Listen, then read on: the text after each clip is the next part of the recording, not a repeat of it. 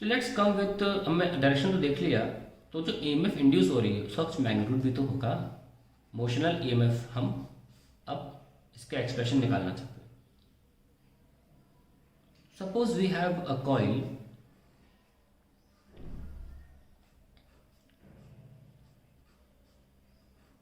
in magnetic field,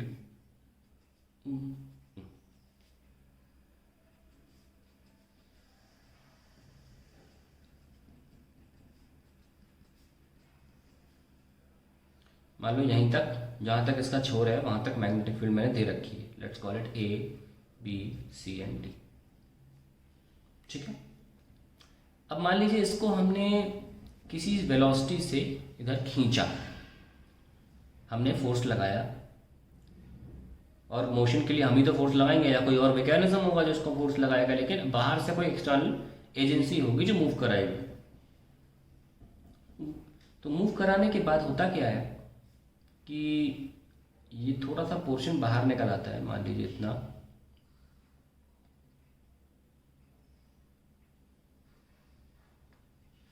ये बाहर आ गया। तो अब देखिए, तो पहले तो टोटल लेंथ इसकी एक्सपोज थी, और अब मान लीजिए कुछ एक्स लेंथ एक्सपोज्ड है, और ये जो लेंथ है कैपिटल एल, ये साइड लेंथ, ये चेंज नहीं होती। इसको मैं ऐसा करता हूँ बी ले लेता हूँ और इसको एल ले लेता हूँ। ये ब्रेथ मान के चलते हैं, अभी मानते हैं कि आपको ब्रेथ बड़ी दिख रही है, इसको लेंथ बोलना चाहिए, पर अभी हम लेंथ लेके चलते हैं। चलिए, तो अब ये जो हमारा किसी भी at any given time, at any given instant ये जो लेंथ है, the length exposed to magnetic field is X, किसी भी गिवन टाइम पे। तो according to Faraday's second law, according to Faraday's second law, EMF क्या होता था, माइनस का D phi by D T, है ना। सो अब हम फ्लक्स तो हम जानते हैं कि क्या होता है, बी इंटू एरिया। तो किसी भी गिवन टाइम पे एरिया क्या लिखोगे, D by D T, B into length into breadth, L X. Yes और नो। ईएमएफ क्या हुआ, माइनस का बी, चेंज नहीं हो रहा, बाहर ले लो, चेंज नहीं हो रहा, बाहर ले लो, d x by D t. So finally EMF क्या है, माइनस का B L minus V, that is plus का पी एल। अरे माइनस वी क्यों लिया, क्योंकि x जो है वो डिक्रीज हो रहा है। जब हम बाहर इस कॉइल को निकाल रहे हैं तो x की वैल्यू डिक्रीज हो रही है, थोड़ी देर बाद x की वैल्यू कम हो जाएगी। तो D x by D T was taken minus V because x was decreasing in nature. हम सब जानते हैं जब रेट डिक्रीजिंग होता है तो बाहर माइनस साइन निकल के आता है। So ultimately I got positive believe. तो ऐसे रट सकते हैं आप, बिलीव वर्ड से यकीन करना उसे बोलते हैं अंग्रेजी में believe. So E equals to B L V is the answer to a motional EMF. So when a loop is moving, this is the EMF induced in the loop across its this side, जो change नहीं होती है। ठीक है, इस side नहीं होता कभी भी, हमेशा इस साइड होता है, जो perpendicular to magnetic field, sorry perpendicular to velocity होगा। ध्यान रखना, EMF is induced across length perpendicular to velocity, भाई साबित भी कर देते हैं। अब साबित करने से पहले इसको एक और तरीके से देखें। बोर्ड एग्जाम में एक्चुअली वो तरीका बोल के बाद कह के आता है कि ऐसे ही करना। डिराइव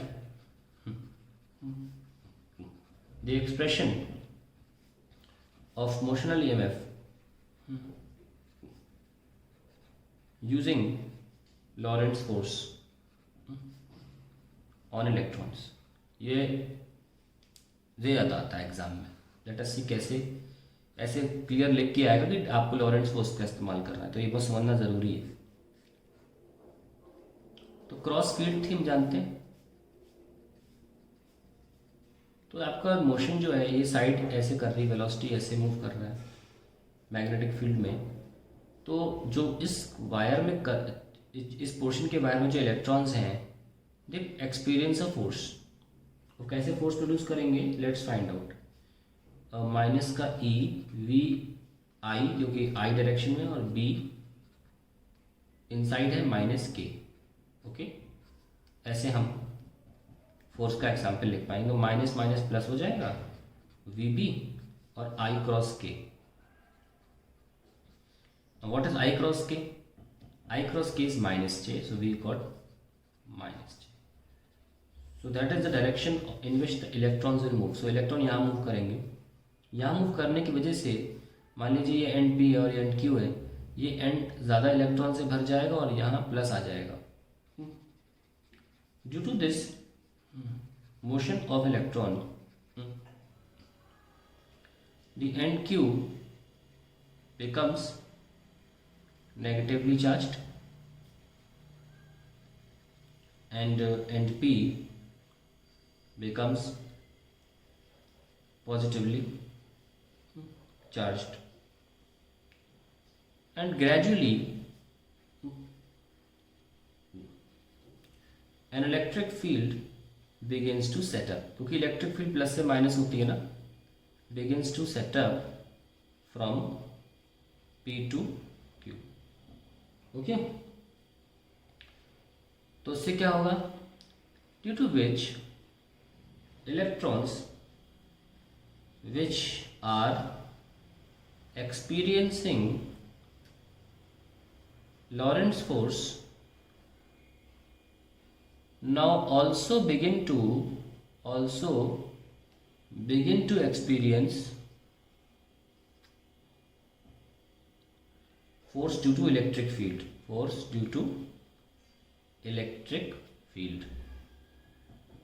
तो अभी इलेक्ट्रॉन्स क्या है, यहाँ पे लॉरेंट्ज फोर्स महसूस कर रहे हैं और यहाँ पर इलेक्ट्रिक फील्ड का फोर्स महसूस कर रहे हैं। Now in steady state FL is equals to FE। तो एक पॉइंट ऐसा आएगा ना कि जो FE इतना ज़्यादा हो जाएगा कि FL के बराबर हो जाएगा, एंड इलेक्ट्रॉन्स विल स्टॉप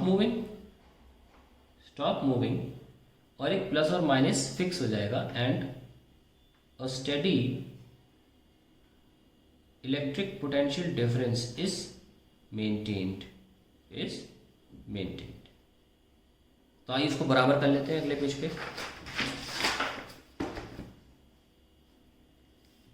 कि Lorentz force is equals to becomes electric field की वजह से फोर्स, या ऐसे लिखने के बजाय लेट्स राइट अच्छी तरीके से लिखते हैं प्रॉपरली वेक्टर फॉर्म में। नेट फोर्स 0 हो जाना चाहिए electron for no motion, net force 0 होना चाहिए ना। आइए इसको लिखते हैं, लॉरेंट्ज फोर्स क्या था, EVB माइनस जे, और ये क्या होता है माइनस का EE is equals to 0। EE cancel, minus भी कैंसिल, तो हमारे पास E कितना आ गया, माइनस का VB J। ठीक है, और अगर हम जानते हैं कि अगर हम इसको मैग्नीट्यूड फॉर्म में लिखना चाहें इन मैग्नीट्यूड, तो अभी के लिए हम हटा सकते हैं minus sign and will write simply VB।